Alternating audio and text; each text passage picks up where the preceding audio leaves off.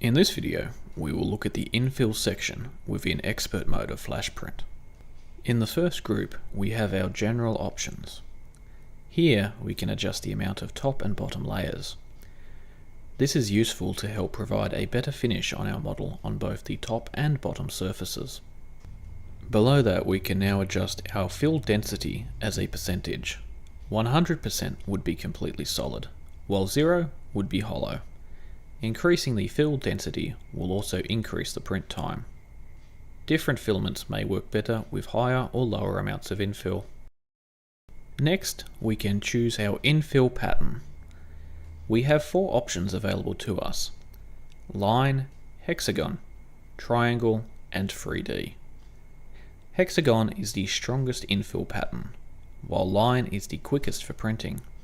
Triangle provides a more even mix of lower print times and better strength than line. Finally, 3D fill is good for situations that don't require a lot of infill. Overlap perimeter is the percentage of overlap between the perimeter walls and the infill. The final option in our general section is vase mode. Turning vase mode on will create a hollow, open-topped model that will have only a single layer perimeter shell. It will also have no visible seams. The speed section lets us adjust the print speed of our top and bottom infill layers using solid speed, and sparse speed affects the interior infill sections.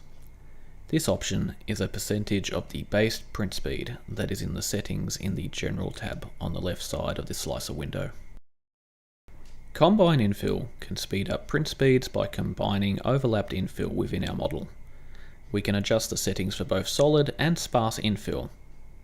Combine area threshold will prevent combine infill printing in areas smaller than the specified amount.